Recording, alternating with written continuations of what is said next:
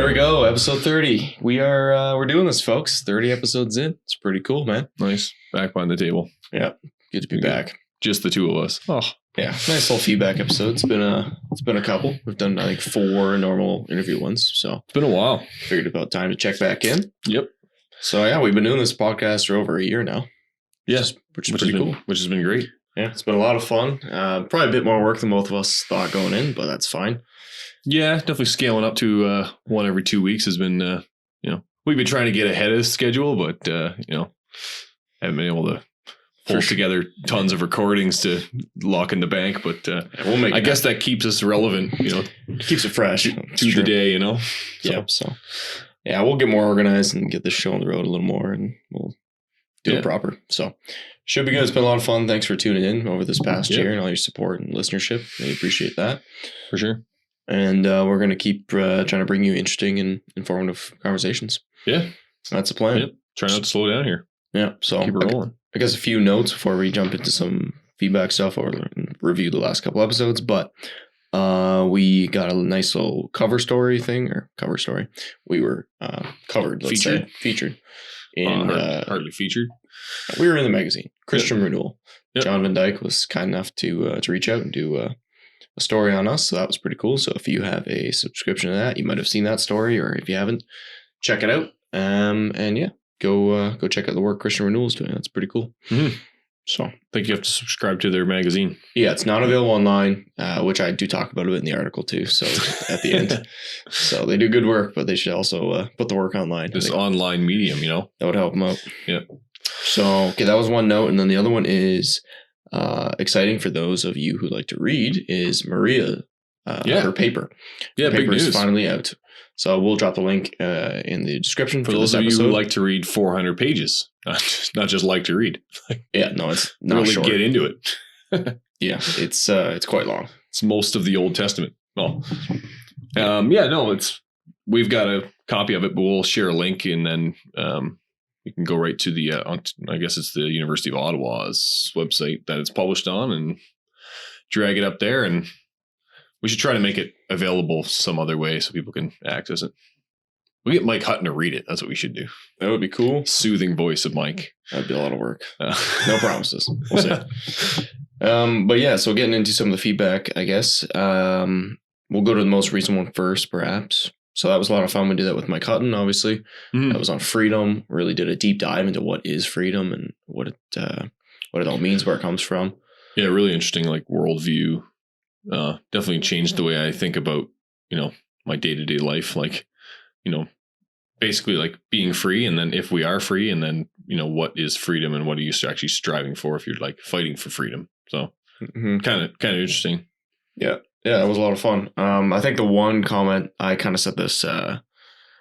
Maybe not so much tongue in cheek, but I kind of just threw it out there. Was that we were talking a bit about this CRC pastor by the name of Paul Vanderklay, who does a lot of videos on YouTube and whatnot, on Jordan Peterson and some of these other guys, and Mike's familiar with his work too. So we were talking about him, and I said, well, it'd be hard to say because he is very much a Christian and shows all the signs of being a Christian. It'd be hard to say that his church is not a true church, which is his church is a CRC church. So that got some backlash. Yeah, a little bit. So I think partly like how we got there was we were talking about freedom of conscience. And if we have freedom of conscience in certain things, like the songs we sing in church or what we wear to church or things that we normally don't, equate with, salvation issues, basically, even extending to, I think the one we were talking about was women in office, right? Mm-hmm.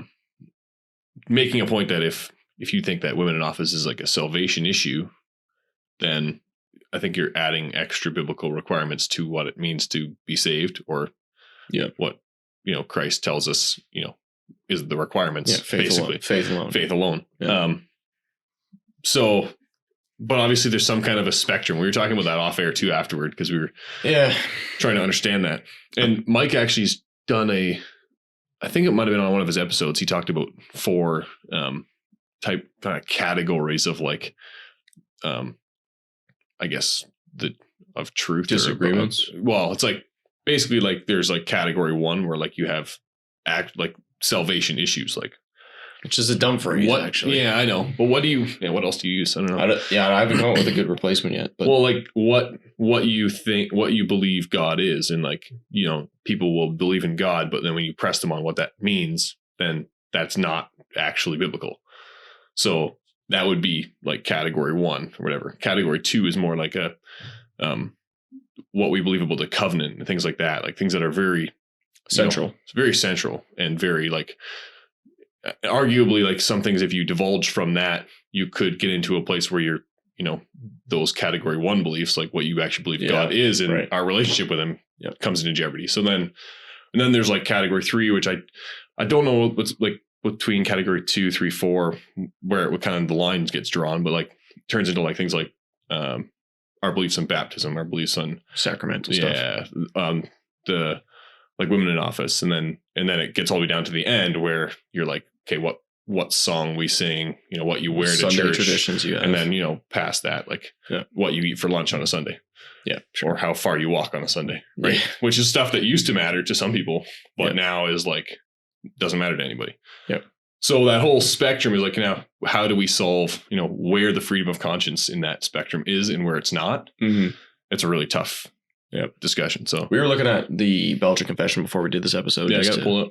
Yeah, like Article 29 talks about like the marks of the true church, and then also the marks of faith and individual. Oh yeah, right. Individual as well. So those are helpful for us to kind of use as a guides and whatnot. So yeah, I would say it's hard to. I mean, we obviously got to dig way further into this because it's not something that's, you know, apparent when you look at a church necessarily, but then if you talk to people in the church, you know, you can very quickly feel like, oh yeah, these people are like true Christians.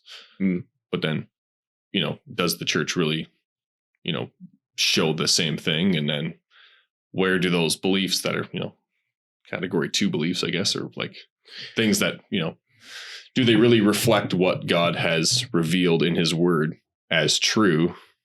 And then, you know, does that jeopardize your belief in what God is? Yeah. Very interesting discussions. Yeah, there's definitely a lot more to be said about that. We don't need to, ramble about it all day. I think we can go get some answers. We're planning on doing an episode on what is the church. Sometime, I would say probably the next, but by the time it drops, might be a month and a half. Yeah. But we have a guest potentially lined up for that. So yeah, if you're kind of intrigued by this issue or this question of what is the true church, or how to determine what a false church is, or why that's even an important discussion at all, please send in your feedback and send us some questions, and we can direct those to the guest and hopefully have a real interesting episode in a couple of weeks. Yeah, I'm interested because there's lots of different views on, you know, what church is and what church, like the role that church plays in people's lives, but then also like the place that it should have and like the importance it should hold. Yep. So, and I think that's, you know, varied across, you know, there's lots of opinions on that. So that should be interesting. Definitely. Yeah. All right. We'll start from the most farther back, and then we'll kind of move up the episode chart. So we did an episode, I think it was 26. It's with Pastor Aaron Rock on COVID. So that was that was a well listened to one. Yeah. People were definitely engaged in that one. Yeah. But people got a lot of people asking, how much negative feedback did you get on this? And almost none. Think we got any, hardly. Yeah, hardly. So, we got a little bit of pushback here and there on little things, but not really nothing major. So that was, I mean, I don't know if it was encouraging, but it was, hopefully people found it informative. Yeah. Lots of positive feedback that like, I think people appreciated the approach we took, which was like, even though, you know, we probably largely agreed on a lot of where he stood on the issue, we tried to play devil's advocate and present the other side. So yeah, I think the one thing maybe was that at the end, we got a little comfortable with him.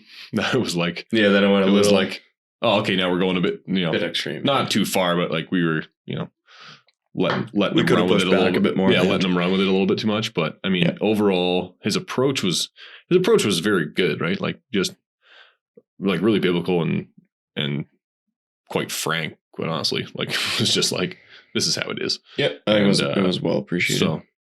So yeah. So we're not looking to do any more COVID episodes. We're kind of sick of it, to be quite honest. It's going to go away, right? Yeah, no, definitely. Let's hope. Let's pray. So, yeah. So hopefully we don't have to talk about that too much. Although we're all still talking about it in our own lives, but hopefully we get away from it. Moving on. All right. After that, we talked to Jonathon Van Maren. That was a fun one. He's a fast-talking guy. Yeah. And lots of good info on what's going on in the culture and what his work is involved with in the pro-life movement. Yeah, he's got a real good insight into what's happening there politically and culturally. And yeah, it was a lot of fun. You can tell he gets paid to talk, do research and talk. To read. Yeah. So yeah, I think it was just a cool insight into politics, but then his focus on abortion and his like passion for that issue particularly was like really like kind of brought home for me like how serious some of these issues actually are, because a lot of times we talk about it like, okay, we should go out and do something about this. We don't always think like, yeah, but this is something that actually matters. So I think that really came out to me anyways. That was like, and he has this is something we care about. Yeah, and he had some good practical advice too, like in terms of voting. Obviously, abortion is a major political issue and it's something to certainly consider when you go into the ballot box. Yeah. But then always have to weigh. Okay, so the party stance is this. How does my local guy feel? And so his Van Maren's approach to that was look at your local candidates and see who's the most pro-life and take that approach. Yeah, which is a good Canadian application for it. Yeah. Because we like to think about the states like we're going to get stuff done around here, but it's a bit different. Takes time, and you're going to be disappointed often at the party level. So work to do what you can to get good local guys in. And keep building it up. Yeah, I don't know if we even mentioned too much in that episode, but he worked with what's the pro-life group that he worked with? Canadian Center for Bioethical Reform. Yeah, right. So he works for them. I guess he gets paid by them to do a lot of this stuff, right? Communication. But they're working across the country, right, to get pro-life candidates elected. Oh, that's right now. Oh, right now. Sorry, we did mention that, right? Yeah, right now. Yeah. They're out of Burlington or something. They're kind of all over the place. They have an eastern and a western branch there. Oh, okay, yeah. So, but they're working like actively in certain ridings around the country to get people who are pro-life in just to affect that one issue. So really like boots on the ground, like grassroots type of initiative, but really cool, actually being really effective. So, and like, I think you've told me about some of the wins they've had too. Oh yeah. That have been like, wow, that actually makes a difference. And then when, they raise the something for a vote, it actually goes the way that we're going to want it to go. So these are the things that we can get involved in. Totally. Yeah, there's lots of on the ground application in terms of that episode, and he just was like an inspiration for like how to actually do that. Like, just like if you're frustrated, he kind of just made his own brand, right? Just kind of like went out and started going. So good for him. Yeah, that was a lot of fun. And then that kind of actually dovetails nicely into the next episode we did, which was with Jon Dykstra. Yeah. Obviously the editor at Reform Perspective. And we had a great chat with him too. We talked about a few articles he did. We talked about John and his story and how that came to be. And he's been with RP for like 2 decades. So that's kind of progressed. We could have got more into the progression of like actually RP, the magazine itself. Yeah. But I'm sure at some point we'll have Chris DeBoer on, who's the executive director, and then we can get into that a little more in detail. So in case folks are interested in that, stay tuned. I'm sure that'll be on the docket at some point. He's supposed to come out this way, isn't he? Yeah, he might join us in studio. Yeah, potentially. We'll see. And then we talked a lot about like how to write as a Christian in the world and how to make convincing arguments without sacrificing your principles, and how to be like a good, honest journalist who's also a Christian. Yeah, and how to deal with bias. Yeah, how to approach journalism, stuff like that. Yeah, we talked about both with Van Maren too. Yeah, like, that's true. Yeah, media and how to get involved in that, and like how to actually where to find your news and how to approach that whole realm, basically. Yeah. So if you haven't listened to those, go back, check them out. Not tons of feedback on those ones. I mean, they were just downright informative. So they were generally well appreciated. Nothing too controversial there. Yeah. So that's fun. Yeah. And then, so looking forward to the future. We got MP Arnold Pearson supposed to be coming on in a week or two here. So we mentioned him a few times in the last few episodes. So all his work he's been doing. So he's from Alberta. Yes, he is. Yep. You got the idea. Yeah, you got the idea. Oh yeah, the riding is Peace River Westlock. Oh, and, I almost knew that. Yeah, the Promised Land. But Nearlandia is where the Dutchies will know. So yeah, that's true. So yeah, we're looking forward to doing that. Again, yeah, if you want to send in questions, this episode will drop Monday, July 25th, I think it is. Nice. Whatever the Monday is. 26. 26. I lied. Sorry. Anyways, and then so yeah, send in your questions. We'll probably be interviewing him the week after that, so you have about a week and a half to send in your stuff. And yeah, he's a member of federal parliament. Correct. So he's been doing that for what, like 20 years? No. Oh, he's like 12. No, he's not old. What's he, 30? He's 33, I think. So he's been in office for like 5 years. 2 terms now. 6 years actually. 2015. Second term? Yeah. Second term. Yeah. Okay. So he's always a lot of fun. Not a newbie, so no, yeah, he's been around the block a bit. So looking forward to doing that and sending your questions. If you're curious about what the church is and how that matters too, that'll be probably following that episode or closely thereafter. Yep. Oh, one final note, we should have included this at the beginning, but if you're interested, if you know any people who are interested in doing video editing. Oh yeah, speaking of, we're 30 episodes in and we've edited everything that this podcast has ever produced. So it would be a lot of fun. And as you all know, if you listen, regularly, we're not very good. So there you go. Yeah, we got a bit better at the editing thing, but yeah, it's a little quicker, I think, but not. It's not overly laborious. No, but it's something that we would love to have help with. So even just to do clips and stuff like that and help promote it on social media, take the time to do that. So if you're like a younger person who would be interested in doing that, it's not even that hard. We can train you. It's really easy. Yep. And you don't even necessarily have to be local. You can do it all over the internet. And once we get into it, it'll be free, possibly not free. Yeah, we could definitely train you, and then there's certainly potential to be paid to do this. So at some point, yep. So if you're interested, we've had lots of people interested in helping us out and have definitely helped us out.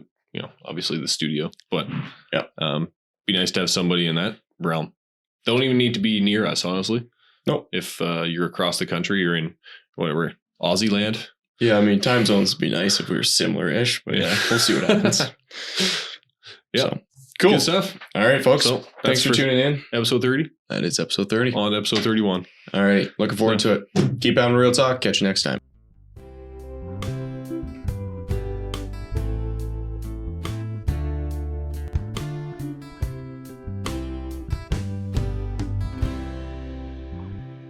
Thanks for tuning in to this episode of Real Talk.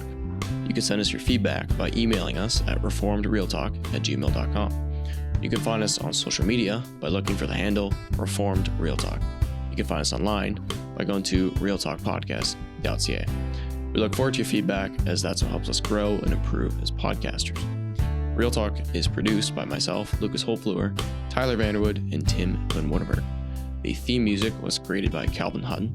The table and cabinet behind me were made by Ethan Vanderwood of Eureka Woods. And finally, this sign in the studio was made by Zebra Signs. That's it for now, folks. Catch you next time. Bye-bye.